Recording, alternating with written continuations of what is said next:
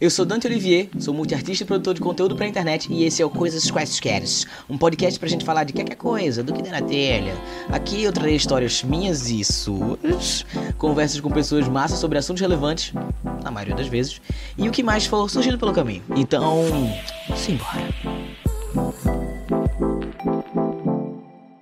Esse podcast é oferecido a você graças a Anchor, uma plataforma gratuita e cheia de ferramentas para você gravar, editar e distribuir o seu podcast direto do aplicativo do celular ou computador. Na Anchor você pode ainda importar o áudio ou o vídeo já existente e montar o seu episódio a partir dele, e também pode adicionar qualquer música do Spotify diretamente nos seus episódios. Hospedando seu podcast na Anchor, você pode distribuí-lo para o Spotify e para outras plataformas de áudio de forma super prática. Tem tudo o que você precisa para fazer um podcast em um só lugar. Baixe o aplicativo gratuito da Anchor ou acesse anchor.fm para começar.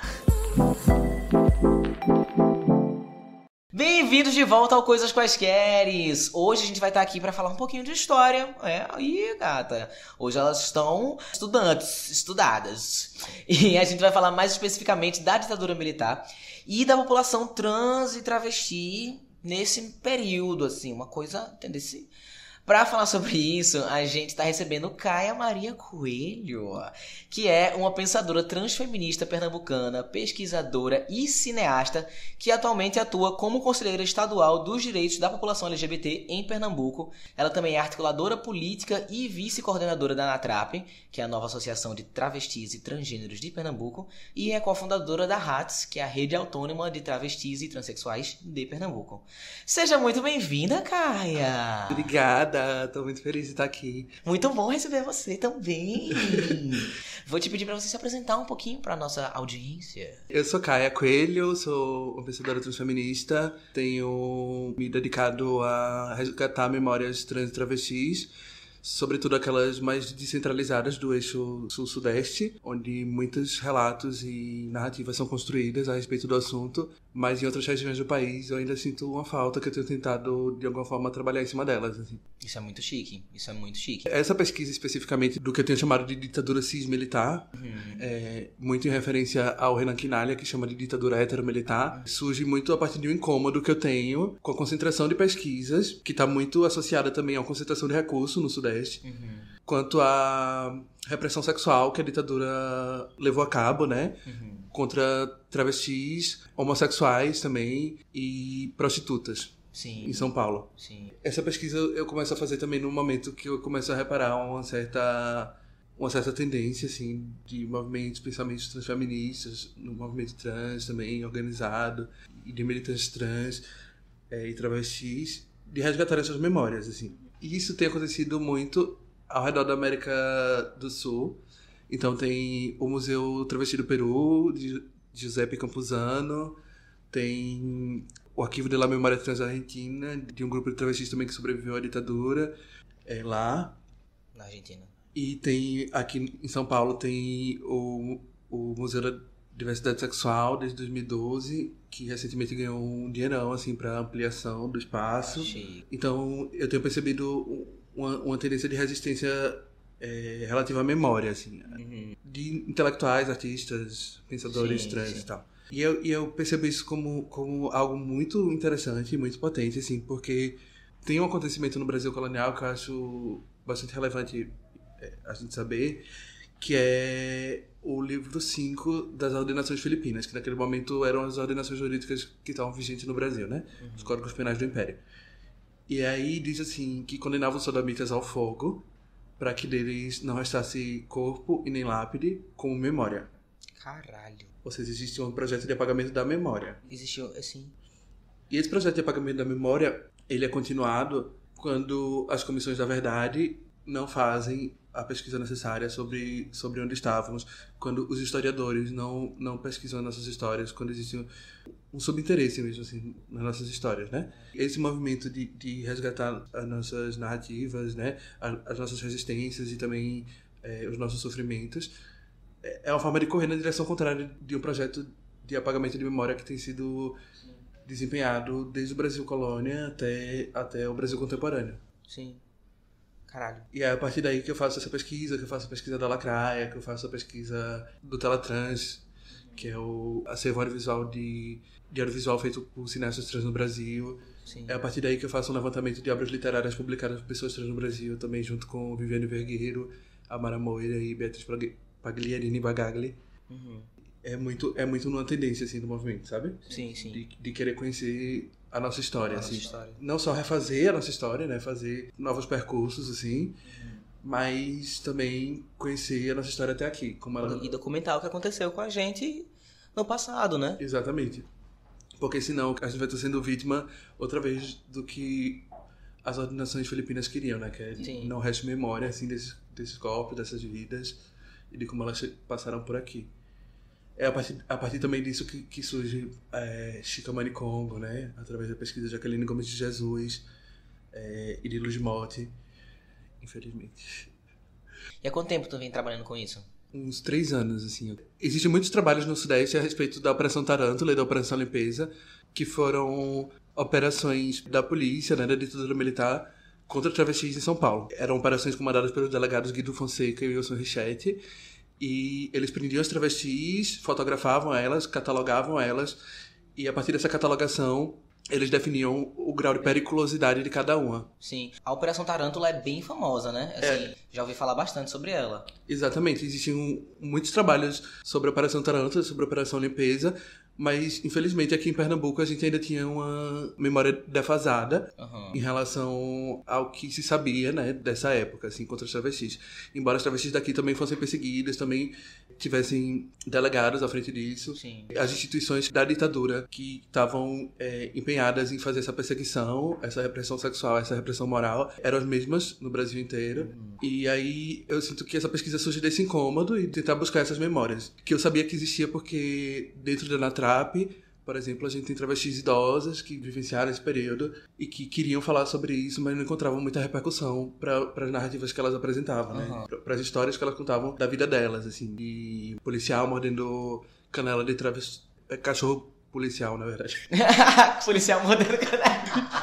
Cachorro policial mordendo canela de travesti, na rua. De modo que a travesti que apresenta isso, né, Luciana Veronese, ela tem muitos traumas daquela época, assim. Sim. E aí, fora a Luciana, tem outros travestis com relatos parecidos. Tem a Valéria Brasil, tem a Roberta Paris, enfim. Existe uma geração de travestis que sobreviveu à ditadura, que não está sendo escutada e cuja história não está sendo repercutida, e que isso também gera uma lacuna na forma como a gente conhece a história do Brasil, né?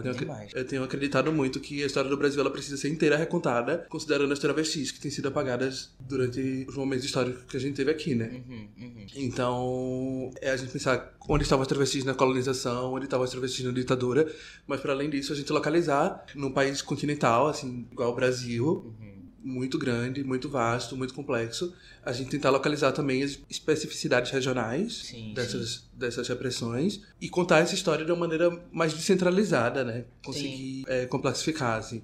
Porque isso vai ajudar a gente a entender, por exemplo, a abrangência da ditadura militar. A ditadura militar ela não só ocorreu no Rio de Janeiro, ela não só ocorreu em São Paulo, e nem na sua dimensão de repressão política, a luta armada e a oposição política à ditadura, mas também na sua dimensão de repressão sexual e repressão moral, né? Eu sinto muito essa necessidade e essa falta que faz as narrativas descentralizadas na história no geral, assim, tipo, sempre me incomodou como uma pessoa pernambucana e logo nordestino, como tudo é só sobre o eixo Rio-São Paulo, Centro-Sul, sabe? A maioria das coisas está muito localizada lá em vários aspectos, assim. Isso particularmente me incomoda bastante e eu gosto de ter essas narrativas dos outros lugares contadas também, especialmente quando a gente fala da região Norte e Nordeste. E também acho extremamente importante a gente começar a documentar essas histórias que a gente tem da população trans e travesti no geral, especialmente de quem ainda tá vivo pra contar essa história. Sim. Porque a gente sabe como é difícil chegar à terceira idade sendo uma pessoa da letrinha T do LGBTQIA+. É muito preciso que a gente tenha essas pessoas vivas e que a gente possa ouvir as histórias delas e documentar essas histórias. Eu acho isso de extrema importância. Eu também sinto muita falta de documentação com relação à história dos homens trans. Porque eu sinto que a gente não tem história, sabe? Eu fico pensando também muito nas que não sobreviveram, né? Sim. Documentar também a história das que morreram, assim. E das que a gente não sabe muito aonde foram parar. Com certeza, nossa. A gente tem muito pouco registro dessa época, né? A Comissão Nacional da Verdade, ela teve um trabalho de orientar as comissões estaduais a complexificarem um pouco o que se sabia da ditadura até então, e a partir disso as comissões vão começar a pesquisar sobre perseguições às populações indígenas, às populações camponesas, mas infelizmente ainda existe uma falta de interesse mesmo nessa perseguição às homossexualidades, às travestilidades, né? E também as transmasculinidades, com certeza.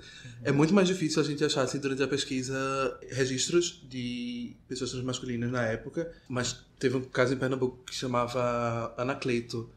Anacleto procurou a delegacia para denunciar um guarda civil que tinha sido agressivo com ele, e aí a matéria Diário de Pernambuco diz, de vítima ele passou a acusado, porque ele se identificava, o policial disse, mas ele é homossexual. Sim. Justificou a agressão dizendo que ele era homossexual, e a polícia, durante as investigações, acaba descobrindo, na verdade, que ele é uma pessoa transmasculina. Sim. E aí a matéria de jornal diz que Anacleto, na verdade, é mulher. É a manchete. É a manchete. É um dos poucos relatos que a gente tem, assim, porque também, acho que talvez uma das grandes dificuldades em relação à catalogação de acervo sobre transmasculinidade na ditadura é que não existiam pessoas organizadas sobre esse nome, assim, sobre o nome transmasculinidade, isso surge depois, assim, no Brasil. E aí, entender que grupos que existiam e que foram capturados e se organizaram a partir da noção de transmasculinidade depois é bastante trabalhoso, assim, entender a partir de que nome essas pessoas estavam organizadas, assim, enquanto grupos, né? Sim. Mas isso também é um desafio em relação aos travestis, né? Em relação, porque as categorias de identidade, assim, naquele momento se organizavam de outras formas, assim.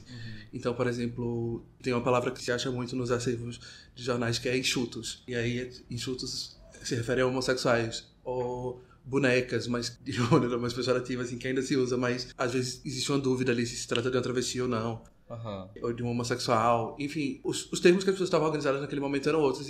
Isso acaba criando algumas complexidades com as quais a gente precisa lidar no momento de catalogação dessas memórias, né, que estão registradas em jornais, sobretudo em jornais e em revistas, assim, mas também em filmes, em folders, assim, por exemplo, o primeiro congresso de homossexuais do Nordeste, ele estava organizado em um folder, que foi um congresso que tinha um padre em Caruaru, da Igreja Ortodoxa Italiana, chamava Padre Henrique, e que não é o mesmo Padre Henrique que a Comissão Estadual da Verdade se dedicou tanto a entender a morte dele, que é o Padre Henrique, que era assessor do Helder Câmara. Esse é outro Padre Henrique. Ele fazia muitas missas no Baixo Meretrício, para as prostitutas de Caruaru.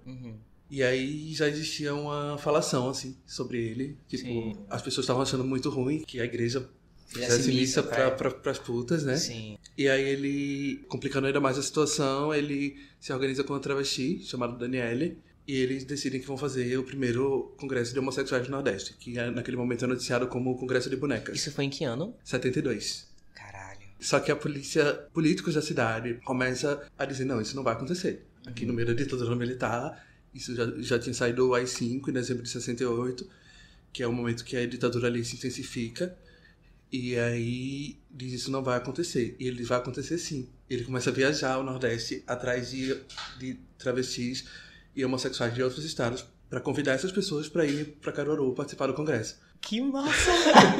Isso é muito legal. Não é? Só que ele não dá certo. Ele é preso no momento que ele começa a captar recursos para a igreja, mas na verdade esses recursos seriam destinados à organização desse congresso. E aí a polícia descobre isso, ele é preso. E aí, do dia pra noite, ele meio muda radicalmente o discurso dele sobre esse congresso e cancela tudo. E cancela tudo, e aí ele diz, se precisar, vou pra São Paulo, porque ele era paulista. E aí a última notícia que se tem desse padre é que ele abandonou a casa dele ele parou de pagar o aluguel e provavelmente desapareceu. Agora não sabe se ele sumiu por conta própria ou se sumiram com ele, né? Exatamente, não se sabe disso. E aí tem uma entrevista de Daniele no Tribuna da Bahia, que ela vai falar qual era o programa, né? O que é que ia ser discutido nesse congresso. E muito do que ia ser discutido nesse congresso, segundo ela, naquela entrevista, é o que só seria discutido pelo movimento LGBT nos anos 2000. Uau. Em 2004. Uau. E em 2007, com a Conferência Nacional LGBT. Ela vai falar de educação sexual nas escolas. Ela vai falar sobre empregabilidade. Amiga, eu tô arrepiado. Pois é. Eu tô arrepiado de verdade. Mas isso, não, infelizmente, o Congresso não aconteceu. Ou seja, essas repressões repressões morais que a ditadura empenhou aqui em Pernambuco significou também um atraso, né, no nosso avanço enquanto comunidade. Um atraso de 30 anos. Exatamente, um atraso de 30 anos. Porque, embora em 80 vá surgir o primeiro grupo homossexual do Nordeste, que é o Gato, né? Grupo de atuação homossexual. E aí tem ainda um integrante vivo aqui em Pernambuco, que é Jackson, que também é conselheiro estadual dos direitos da população LGBT em Pernambuco.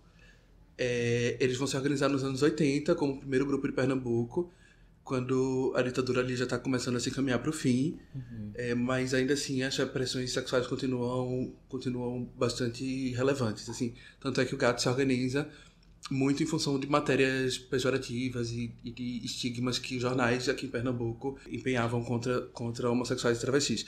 Nesse momento, o Gato é formado por um grupo de 5 gays, assim, gays cis, mas logo que eles se organizam, sai uma matéria no Diário da Manhã, ou era Diário da Noite, porque existiam esses 2 jornais, mas não lembro qual deles foi publicado, que Era Só o que Faltava. O Congresso é um sindicato de viados. Ou seja, ainda existe um estigma muito grande ali nessa primeira organização homossexual, que vai conseguir ser realizada 8 anos depois, né, desse primeiro congresso que tinha sido planejado pelo Padre Henrique e pela travesti Daniele. Então, calma, já foi muita história, meu Deus. Meu Deus, eu tô aqui. Uau! Então vamos lá, rapidinho, só pra me organizar meus pensamentos aqui também. O teu trabalho nesses 3 anos vem sendo documentar essas histórias, essas narrativas que a gente não vê na escola, né? Que a gente não vê em lugar nenhum, na verdade, do que aconteceu dentro da ditadura e fora dela também, mas esse passado LGBTQIAP+, focado na população trans. Isso, né? Aqui em Pernambuco, tem esse recorte local. Com esse recorte pernambucano, especificamente, né? Exatamente. Tem esse recorte local e o meu foco é travestis. Sim. Mas, assim, existe alguma documentação, assim, de homossexuais, lésbicas... Mas é só essa documentação que perpassa, cruza com as histórias das travestis, né? Exatamente. Que é relevante pra contar a história dessas travestis, né? Exatamente. Sim. E também das prostitutas cis, porque é muito também sobre uma repressão sexual, assim. Sobre as travestis que também estavam na prostituição, né? E é aí que vem esse termo, né? Da ditadura cis-vil militar ou a ditadura hetero-militar, né? E tu pode explicar um pouquinho mais sobre o porquê do uso desse termo? Outro dia eu discuti com um cara no Twitter, porque ele tava revoltado que eu tinha usado esse termo. A galera ficou muito incomodada. E eu acredito que a galera fica incomodada porque a história da ditadura tem sido muito contada a partir de narrativas de repressão política contra grupos que faziam a luta armada e grupos que faziam oposição política à ditadura militar. Mas isso não dá conta de entender a dimensão da atuação da ditadura militar, da repressão que ela colocou pra frente, né? Ela desempenhou. E aí esse cara falava assim, como assim você quer falar de ditadura civil militar? Porque a ditadura não era um grupo de pessoas cis perseguindo um grupo de travestis. Então, mas eu não tô afirmando isso. O que eu tô tentando fazer é uma provocação. Ele disse que eu tava tentando centralizar a história da ditadura militar nas travestis. Na verdade, eu tô tentando descentralizar as pessoas cis. Sim. E eu acredito que para isso é necessária uma marcação que funciona muito também como uma provocação para discussão, assim. Sim. Eu quero muito provocar uma discussão sobre como a ditadura empenhou uma política de gênero contra pessoas trans e travestis. Sim.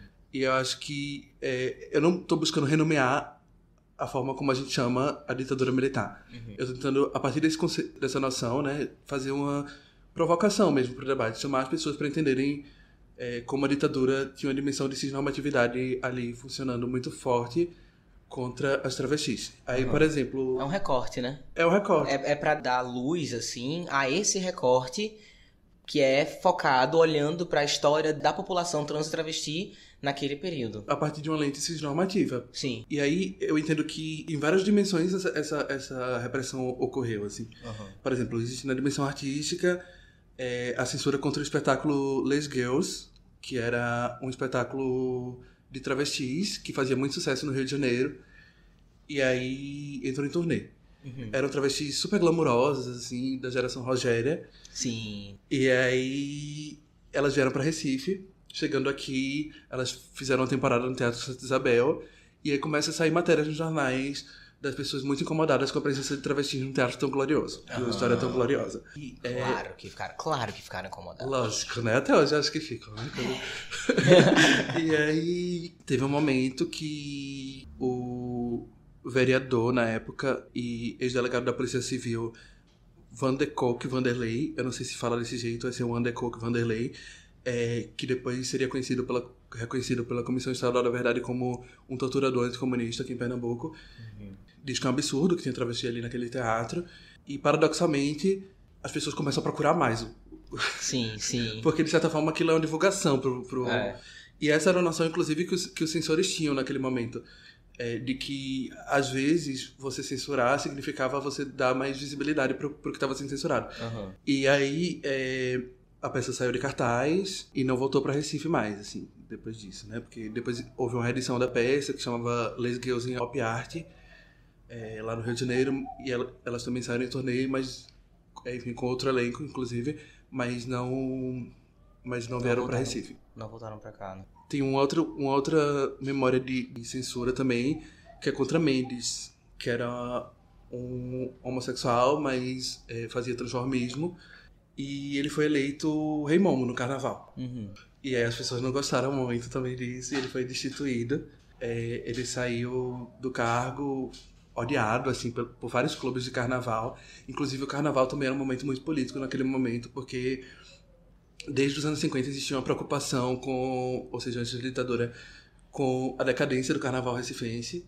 E aí várias soluções eram apresentadas né, pelo governo para que o carnaval recuperasse o brilho, assim, o glamour. Sim.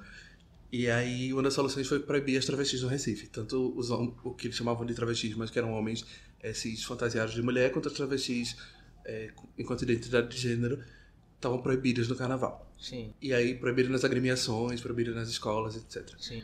Inclusive tem o maracatu indiano, fez um protesto contra o maracatu leão coroado, porque o leão coroado tinha ganhado uma premiação assim, dos maracatus naquele ano, só que tinha saído com muitos travestis. Uhum. E aí eles, como assim? Fez um protesto no jornal, foi lá dizer que era um absurdo que o leão coroado ganhasse se apresentando com muitos travestis.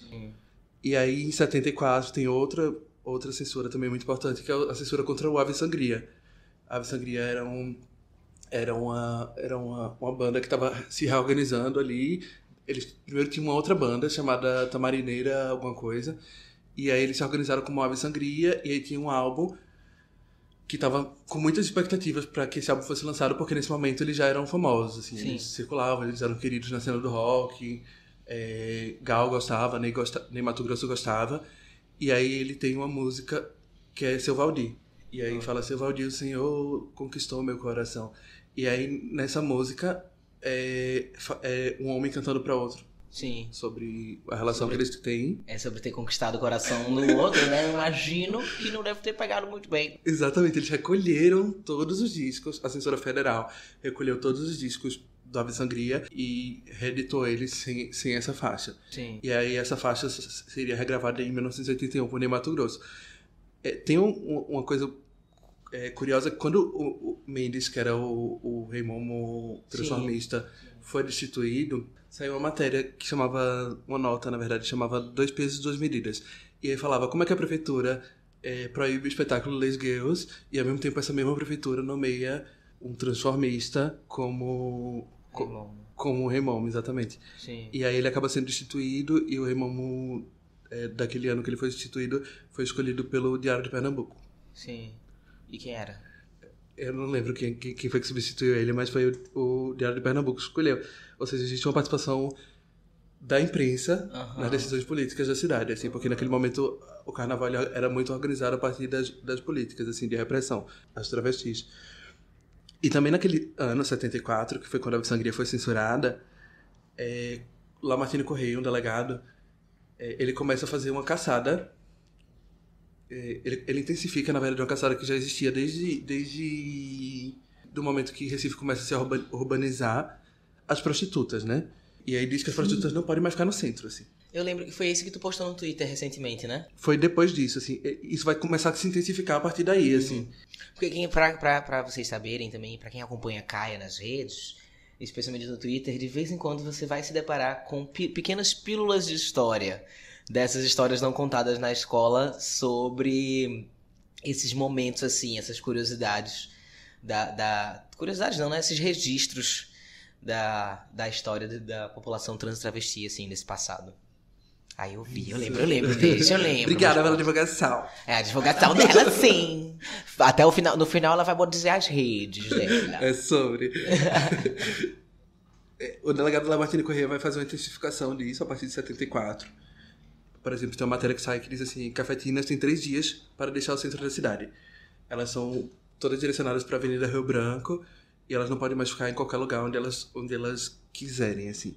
Isso Então elas podiam continuar trabalhando, mas teria que ser naquela determinada rua. Exatamente. Mas ele começa a fechar aqui as pensões, e muitas dessas pensões moravam as travestis. E muitas dessas prisões eles queriam o nome civil das travestis, e acho que se recusavam a dar, ficavam mais tempo presos na delegacia. Isso foi em que ano? Em 74. 74. E aí isso começa a escalar, né? Tipo, isso começa a ficar cada vez mais grave, assim, essa perseguição. Até que em 84, que é um momento, talvez, que ali no finzinho da ditadura, da data oficial de fim da ditadura, porque eu também acho que é uma simplificação. Sim. Dizer que a ditadura acabou em 85, quando existem outros marcos muito importantes para o fim da ditadura, como, por exemplo, a Constituinte. Que é de 88, né? Que é de 88, exatamente. Em 84, tá rolando algumas coisas em Recife muito importantes. Em 84, teve um caso muito importante aqui em Recife, chamado o que eu chamo de caso Oscar Aracati. E talvez seja o caso que eu mais tenho documentação a respeito, porque eu tô lendo o processo jurídico, que só termina em 2011 com a condenação dele. Caralho! Ele é de 84 até 2011 e tem documentação disso. Tem Uau. muita coisa, assim. Uau. E é um processo de 3.000 páginas, enfim, que vai demorar pra terminar de ler ainda, eu ainda tô lendo ele. Mas o curioso desse caso é que é um milionário. Ele é o dono da Preserve, uma empresa de carro forte. Que existe até hoje. Que existe até hoje. E aí, e que atua no Nordeste todo. E ele sai com a travesti. E ele já é meio conhecido ali na zona da Antônio Falcão.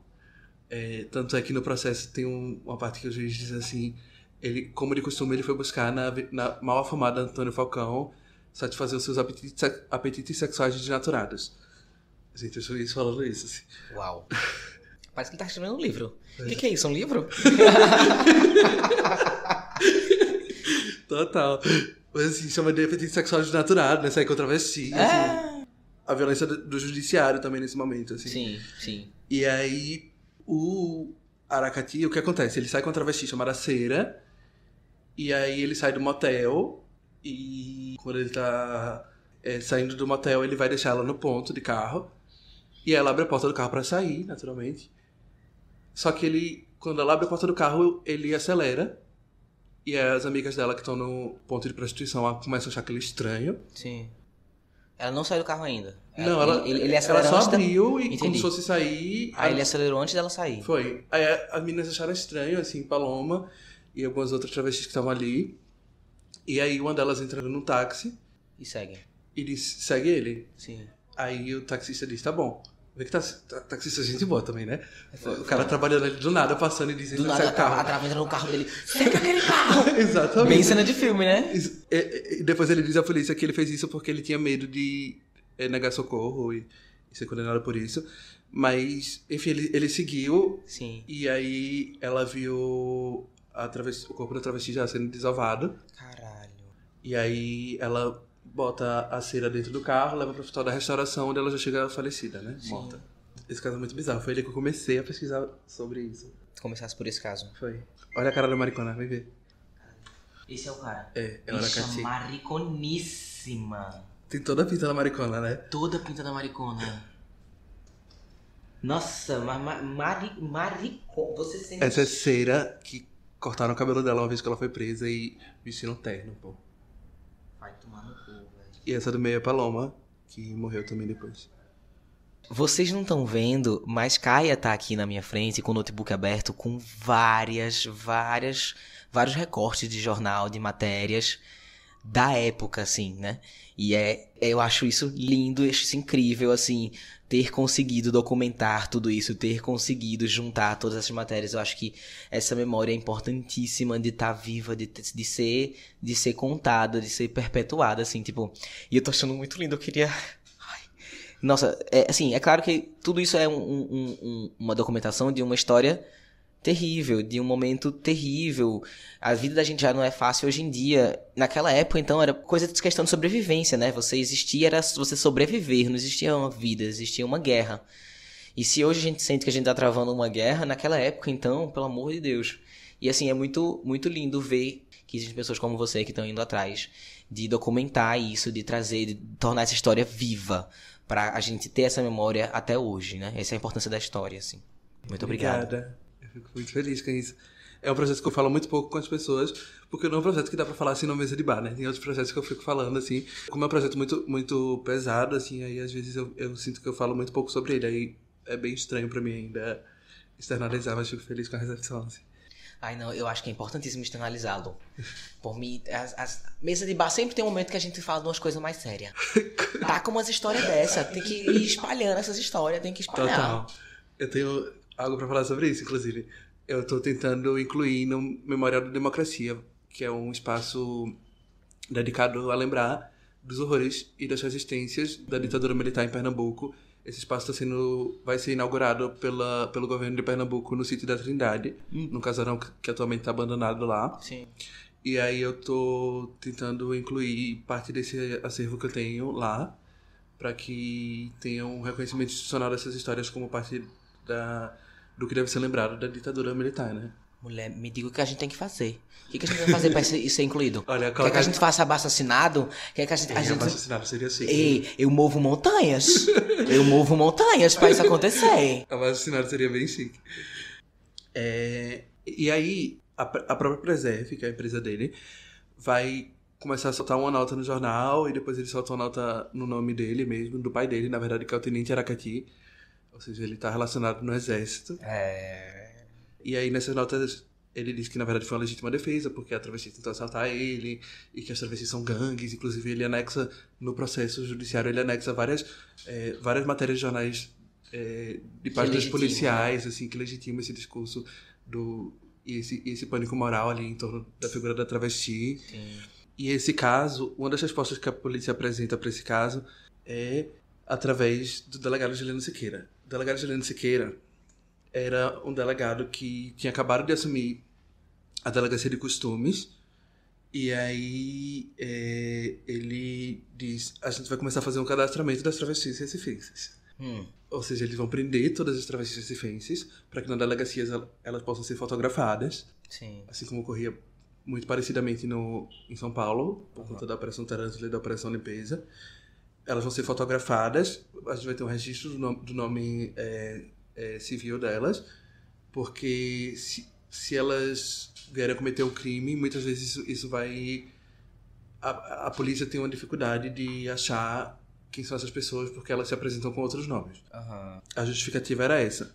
E aí ele acirra aquele trabalho que Lamartine Corrêa já estava fazendo de perseguição às casas de prostituição e às prostitutas cis também, junto a isso. As prostitutas cis também foram presas nesse bolo. Também foram presas para catalogar a prostituta cis e travestis. E aí é que no ano de 1985, quando a ditadura oficialmente já tinha acabado, sai uma matéria que diz assim: Delegacia de Costumes registra 70 mil prostitutas na cidade. Caralho! Bicha. Calma, qual era a população do Recife naquela época? Tu Não sabe? sei. A população total do Recife? Não sei.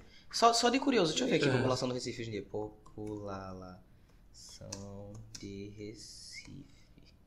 Recife, em 2020, tem um pouco mais de 1.600.000 pessoas morando. Uhum. Eu imagino que naquela época o número era bem mais baixo do Sim. que esse. E você catalogar 70 mil prostitutas é muita gente. É muita gente. E aí era muita prostitutas cis e travestis. travesti. E é muita história não contada. Muita. Muita. E é uma multidão tratada como coisa, né? É. A gente vai catalogar, assim, como se fosse um produto mesmo. Sim, no mercado. Exatamente. Que nem cataloga biscoito recheado no supermercado. A gente precisa cuidar, né? Pra isso não se espalhar. Inclusive, na questão do carnaval, que eu falei antes, tem um delegado que justifica a proibição de travestis no carnaval. Ele diz assim: acho até gozado as travestis no carnaval, acho engraçado, assim. Mas, aqui em Pernambuco, a gente tem que ser machão. Ele usa essa expressão, machão. Uhum. E segundo, que isso só vai dificultar o trabalho da polícia, porque se elas cometerem algum crime, a gente não vai conseguir identificar elas depois. E aí, isso não faz o menor sentido, né? Porque no carnaval tá todo mundo fantasiado, na verdade. Assim. Tipo, não que travesti seja fantasia, mas no carnaval a galera tá de máscara. Uhum. E isso não é proibido, mas travesti é proibido porque é difícil a identificação. Que justificativa é essa, né? Não, é enrolação. Total. É 2 pesos, 2 medidas. Total Agora isso. é 2 pesos, 2 medidas. Total isso. E aí, de certa forma, existiam algumas tentativas de resistência a isso, né? Além do GATO, que era o grupo de atuação homossexual, além do primeiro congresso de homossexuais do Nordeste, tinha uma figura que era uma lenda viva no Recife, que chamava Lolita. Lolita era uma travesti recifense. Ela, na verdade, ela era do interior de Pernambuco, mas ela morava em Recife. E se ouvia muito falar, né? Quem não conhece Lolita não conhece o Recife. Eu já ouvi isso. Você já ouviu isso? Já ouvi. E é uma linda, assim. Eu acho que até hoje muita gente escuta falar de Lolita, né? E aí tem uma história muito famosa de Lolita, que ela pergunta ao policial quem é o Cosme, quem é o Damião, e aí os policiais começam a briga com ela, e ela derruba os 4, assim. E aí... Chique, caralho. A Luciana Veronese, ela também fala, né? Que ela se corta pra que os policiais tenham, naquele momento de medo do estigma do HIV. Que eles tinham medo do sangue dela. Tinham medo do sangue dela. Inclusive é o que... o Agridoce, né? O grupo Teatro Agridoce, um grupo daqui que tem um espetáculo chamado Transpassar, que elas remontam esse momento da história também. Ah, é? É. Não sabia que sim. Fica a recomendação aqui pra você e pra quem mais tiver a oportunidade de ver o espetáculo do Agridoce. Tem esse espetáculo que ele é bem bacana, assim. E aí tem esse momento que elas vão remontando histórias de outras travestis que já faleceram. E conta exatamente dessa história. Preciso muito ver. Inclusive, essa violência policial contra os travestis, ela vai se acirrar até o fim dos anos 90. Ela vai ficando cada vez mais intensa. Então tem uma matéria de 93, por exemplo, já. Que, ou seja, já anos depois da Constituinte, que diz: delegado caça os travestis da Maramelo. Ou seja, essa caça às travestis aqui em Pernambuco, ela vai se acirrar dos anos 70 até os anos 90, até o fim dos anos 90. Que foi ontem, exatamente. Eu já tinha um ano, assim. E aí eu fico muito pensando também, caralho, quais eram minhas referências de travestis quando eu era criança, né? Esse tipo de matéria saiu, já existia, já tava no mundo. Sim, exatamente. E aí tem um episódio especificamente que eu acho muito... acho curioso não é a palavra, mas assim, acho muito bom ser lembrado. É muito importante ali de momento de resistência, que eu acho que também a gente precisa lembrar desse momento de resistência pra gente não registrar essa história como se as travestis estivessem sendo passivas, estivessem aceitando essa violência policial, ou não estivessem sequer tentando se organizar, né? Elas estavam tentando desde 72. É importante a gente lembrar disso também. E que em 84, elas, durante o caso Oscar Aracati, muitas das testemunhas que viram o momento que o carro acelerou, que ela abriu a porta para sair, mas o carro acelerou, começam a ser ameaçadas. Elas começam a mudar de estado de uma hora para outra. Elas são mortas. Os carros passam na avenida e dizem: o Aracati vai pegar vocês. Sim. Inclusive, é assim que eu entro em contato com esse caso pela primeira vez. A primeira vez que eu vi Aracati, esse nome, por isso que eu comecei a pesquisar a partir daí, foi um dia que eu tava bebendo com a travesti mais velha. E aí eu quebrei o copo, eu sou bem atrapalhada, quebrei o copo. E aí ela falou assim: nossa, será que é o Aracati? Eu disse: que expressão é essa? Eu nunca ouvi. Aí ela falou: não, é porque tinha um policial, ela identificou ele nesse momento como um policial, que perseguia as travestis. Sim. Aqui em Recife, prendia as travestis, matava as travestis. Rolou um telefone sem fio da história, né? Exatamente. Sim. E ele virou uma lenda viva ali naquela geração de travestis que tinham muito medo dele. Da década de 70, 80. Exatamente. E que a partir daquilo passaram a tratar ele como sinônimo de azar, porque eu quebrei o copo e ela fez: será que é o Aracati? E essa expressão começou a ser usada ali naquela geração de travestis. Principalmente as travestis que estavam se prostituindo.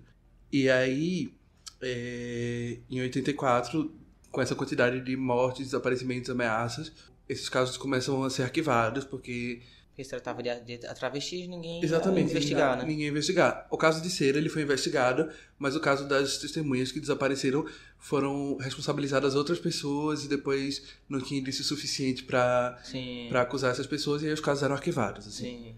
E aí 200 travestis nesse momento fizeram protesto até a delegacia de Boa Viagem, por conta da onda de ameaças e de mortes que estavam ocorrendo ali na Avenida Antônio Falcão, que até hoje é um lugar onde muitas travestis se prostituem, aqui em Recife, né, na zona sul da cidade. E isso é muito uma memória de resistência também, né? As travestis marcharam ali no fim da ditadura até uma delegacia de polícia, porque estão sendo ameaçadas e mortas por um milionário que continua milionário ainda hoje. Esse Aracati ainda tá vivo? Ele tá vivo, hoje em dia ele é um senhor idoso, inclusive o caso prescreveu, porque depois de uma certa idade o tempo de prescrição do crime cai pela metade, assim. Sim. Ou seja, a pessoa não pode ser mais condenada por aquele crime, né?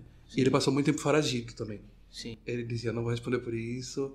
Ele lançava as notas pela Preserve, nos jornais, onde ele dizia, travesti tudo ladrão, assim, no masculino, sabe?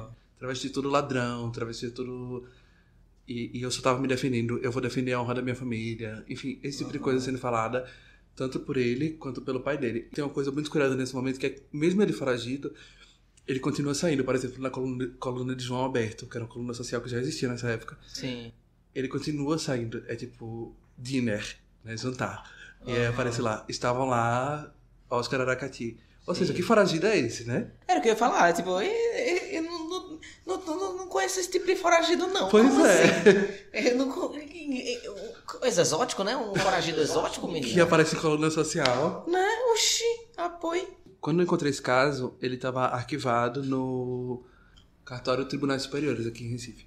Aí eu fui lá com um advogado e tal, e a gente conseguiu... Eu ia perguntar, como é que tu conseguiu pegar os arquivos? Do processo, né? É. Eu fui lá no cartório, e aí com a advogada, e a gente conseguiu acessar o documento todo. Só que é um documento muito longo, tem 3.000 páginas no total. E aí são vários livros, e eu não posso sair de lá pra xerocar. Mas existia parte... Tu tem que ir lá pra ler, né? Não, na verdade a maior parte disso estava digitalizado no site do Tribunal Superiores, assim, e aí só a advogada tinha acesso, mas ela me passou. Sim. Para pesquisa. Inclusive, desde lá do início da ditadura, essa repressão sexual já era muito forte, assim. Eu tô lembrando aqui que no teu edifício Holiday, que agora tá fechado, não sei o quê, tinha um delegado que odiava esse edifício, porque era um antro de viado, assim, um antro de travesti. E ele prendia o que ele chamava de gangue sodomista, né? E sodomia, que era uma categoria que já não existia no Brasil desde 1830, que foi quando teve o nosso primeiro Código Penal, substituindo as ordenações jurídicas da colônia. A legislação colonial ela é substituída por uma legislação da República. Sim.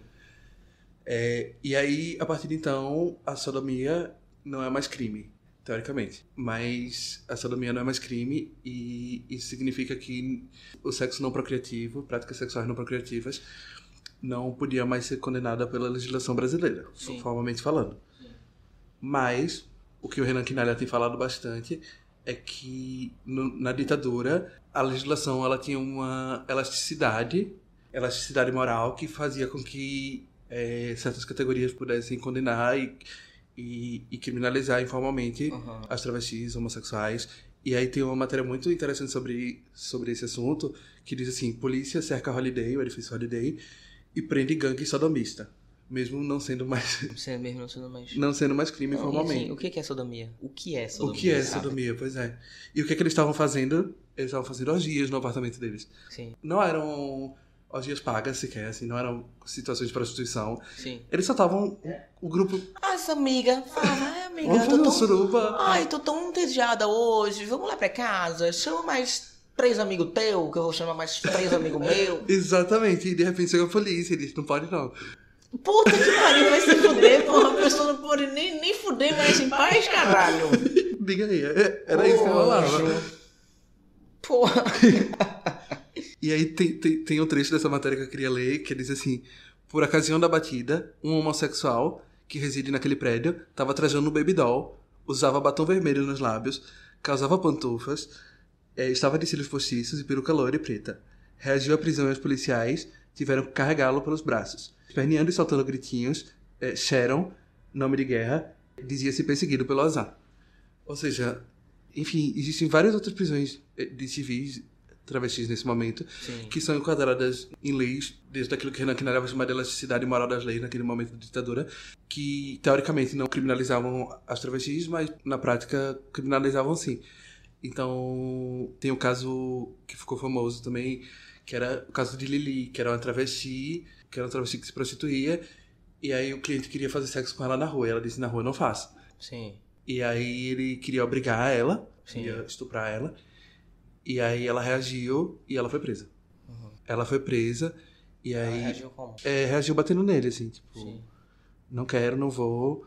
Reagiu batendo numa pessoa que quer estuprar ela. Exatamente. E aí, o caso de Lili também é muito simbólico, assim, né? Ela tentou bater nele com o salto do sapato dela.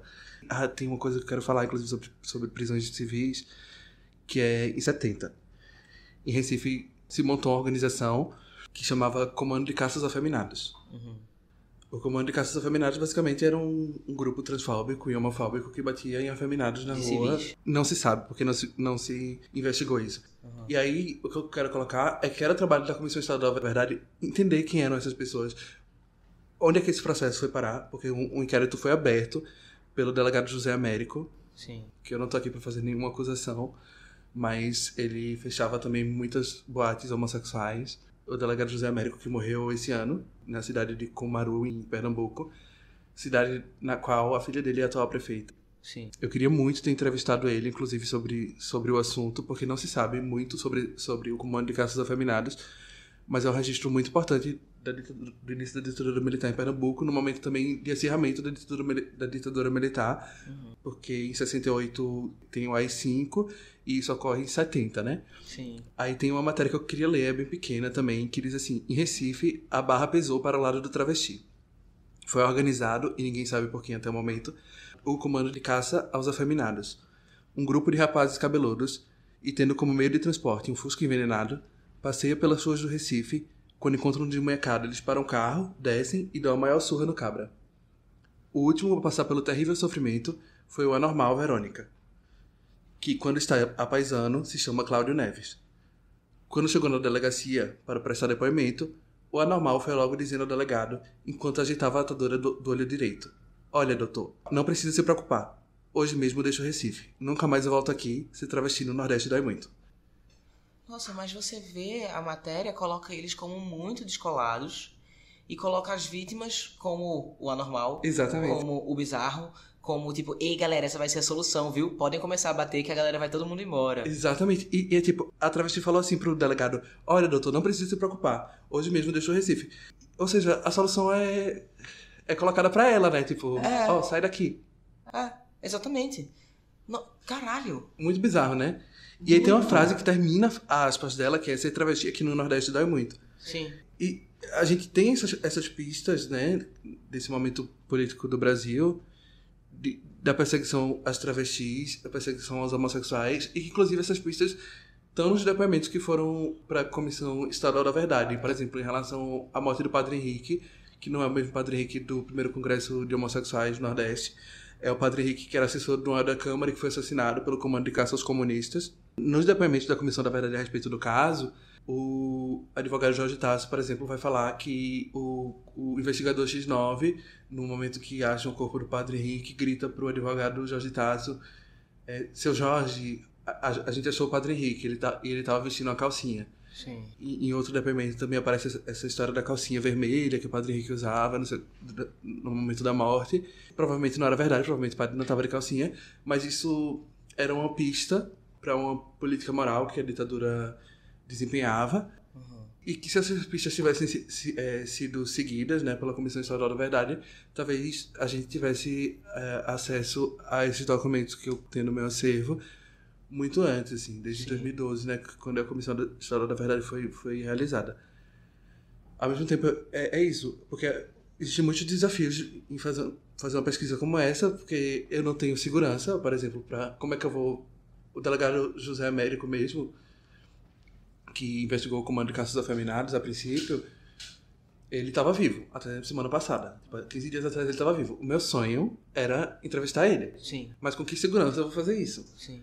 Porque esse cara, ele não parecia muito gente boa, não. Ele recentemente, a filha dele, que é a prefeita da cidade, foi criticada por alguém que fazia oposição na Câmara de Vereadores da cidade. E ele disse que ia cortar a língua do vereador na tribuna da Câmara. Então esse cara não parecia gente boa. Eu precisava de alguma segurança para entrevistar ele. Mas a Comissão Estadual da Verdade tinha o aparato necessário para garantir a segurança de alguém que entrevistasse. Mas não fez isso. Com que dinheiro que eu ia viajar para o interior para entrevistar ele? Sim. Sabe? Todas essas questões fazem com que uma pesquisa como a minha, que também não é vinculada a nenhuma universidade, é uma pesquisa que eu estou indo atrás até para honrar a memória das minhas amigas sobreviventes e das amigas delas que partiram. Que tá indo totalmente por conta própria, totalmente independente, né? Exatamente, totalmente independente, é uma pesquisa feita sem dinheiro. Então, imagina quanta informação a mais a gente poderia ter se essa pesquisa tivesse sido feita pela Comissão da Verdade, conforme foi a orientação nacional, inclusive. Uhum. O Renan Quinalha, em quem eu me inspiro para falar em ditadura cis-militar, porque ele fala em ditadura heteromilitar, ele foi assessor da Comissão Nacional da Verdade. E aí ele tem um texto dele e do James Green, que é um brasilianista e um dos fundadores do movimento homossexual brasileiro. Ele mora nos Estados Unidos e tal, e ele tem um texto para a Comissão Nacional da Verdade que chama Ditadura e Homossexualidades. Eu vejo, de certa forma, um equívoco, assim, nessa nomeação, né? Sim. Mas ao mesmo tempo, isso foi um passo muito importante para entender que existia uma política sexual na ditadura e que ele inclusive tem um livro agora publicado recentemente sobre isso, que chama Contra a Moral e os Bons Costumes. Mas, enfim, o trabalho de Renan ainda é muito no Sudeste, assim, é em São Paulo e no Rio.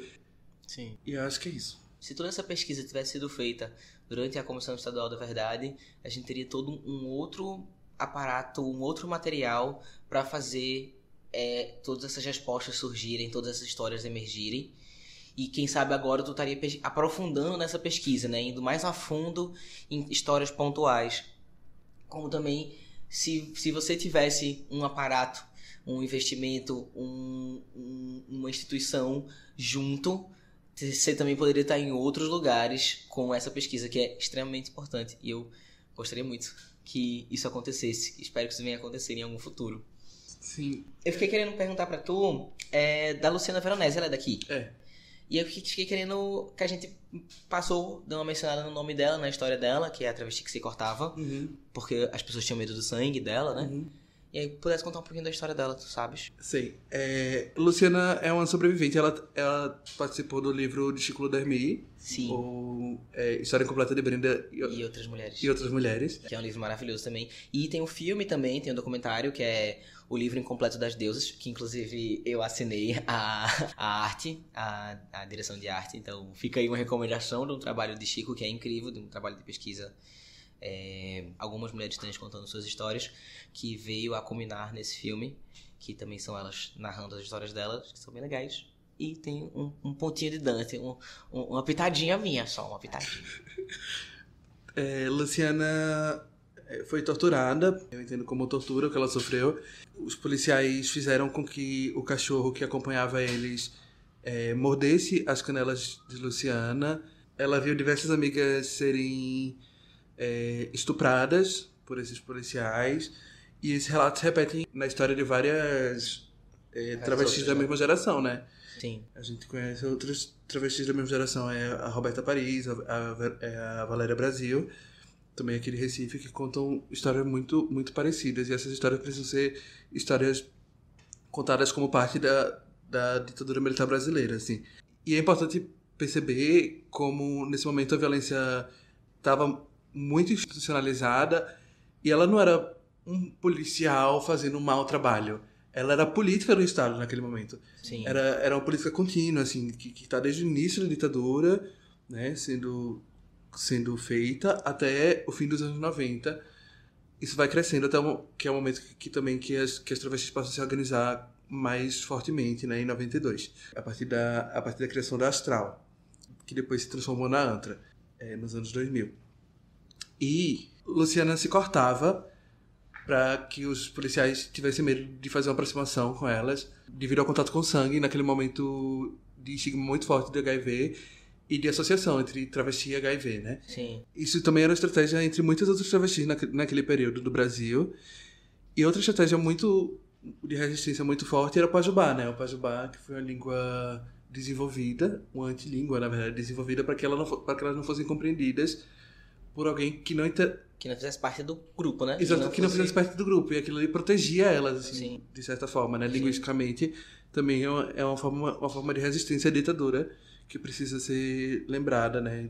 A gente hoje em dia fala muito do Pajubá, mas a gente fala num lugar... a forma desse grupo social de se comunicar. Hoje em dia é muito isso, né? Tipo, o jeitinho delas. Mas o motivo do Pajubá existir vem de muito tempo atrás e num lugar muito de proteção, Exatamente. de tipo, que tem uma história muito mais densa do que a gente olha hoje em dia e fala que dar a Elsa e pensa, tipo, eu vou dar a Elsa, e pensa em Picumã, e pensa em todas essas coisas como um lugar muito mais de pertencimento a um grupo social, quando ele vem de um lugar de resistência e de sobrevivência. Total, e de preservação das nossas vidas, né? Uma preservação coletiva, assim, uma estratégia de resistência linguística, e aí eu acho isso muito foda, assim, muito incrível. Inclusive, sobre essa questão do HIV, o delegado Gileno Siqueira, que prendia as prostitutas cis e travestis aqui em Recife, ele, que era o delegado de costumes, e ele vai fazer isso até o fim do mandato dele, em 87, quando ele vira o diretor do Departamento de Polícia Judiciária, e a secretária adjunta dele, Maria Lúcia Siqueira, foi a primeira delegada da mulher aqui em Pernambuco. Ou seja, isso ali é uma contradição em relação às políticas de gênero dela, né? Esse cara, ele tem dois discursos em relação à prostituição. Em relação à prostituição de mulheres, ele diz, coitadas, elas estavam desempregadas, precisam sustentar os filhos. Em relação à prostituição de travestis, ele diz, um monte de massa sem vergonha. Sim. O discurso dele é esse, assim. Sim. E aí, quando ele fala isso, ele fala que as travestis são uma concorrência perigosa às mulheres cis. Sim. E que não apenas são uma concorrência perigosa, ele diz concorrência perigosa apesar do HIV. Ou seja, existe também uma política de saúde ali sendo realizada, né? Uma política higienista, uma política violenta contra essas pessoas que são identificadas a partir de uma doença. Assim. Então, muitas travestis, inclusive Luciana, se cortavam para que os policiais tivessem medo de fazer essa aproximação violenta contra elas. Caia, muito, muito obrigado por ter topado conversar comigo hoje. Foi incrível, foi lindo, foi uma delícia saber dessa história, ter contato com essas histórias. Eu sei que essa pesquisa ainda está em andamento, então mais pra frente, quando você tiver com mais material, volta pra cá pra gente conversar mais sobre isso. Eu espero ver essa pesquisa roletando o mundo. E assim, se precisar de abaixo assinado pra pesquisa, bater lá no... Museu de... Memória da Democracia. Museu de Memória da Democracia. Fale que a gente vai mover montanhas para que essas histórias estejam lá. Sério, sério mesmo, assim. E é isso, muito obrigada por ter estado conosco no podcast. Por favor, deixe para nossos ouvintes as suas redes sociais para que a gente possa te encontrar, estar em contato com você. Quem de repente tiver informações também, quiser trocar sobre pesquisa, não sei se você está topando receber ou falar sobre isso em outros momentos, em outros lugares, mas por favor, nos diga aqui. Tô topando super. Acho que a gente tem que divulgar conhecimento mesmo. Esse conhecimento tem sido negado, não só aos travestis, o conhecimento sobre as travestis tem sido negado aos brasileiros, de modo geral, porque acho que isso faz parte da história do Brasil. E acho que os brasileiros precisam conhecer a história da ditadura em sua totalidade. Ou o mais próximo conseguir isso. Então, se a gente quer complexificar, eu topo super falar sobre isso. E eu tenho falado sobre isso também nas minhas redes sociais, que é Caia no Instagram. O mais fácil possível. Caia com C, tá? Com C e com I. Isso, C-A-I-A. Eu brinco que é no seco, né? Porque é CKY. É no seco, é no seco. Eu amei. Isso, sem KY, gato. Que nem a história das travestis no Brasil. Foi sem KY, amor. É Caia, com C-A-I-A. Isso. 3 vezes. No Twitter, que eu uso mais, na verdade, é Travesti Viva.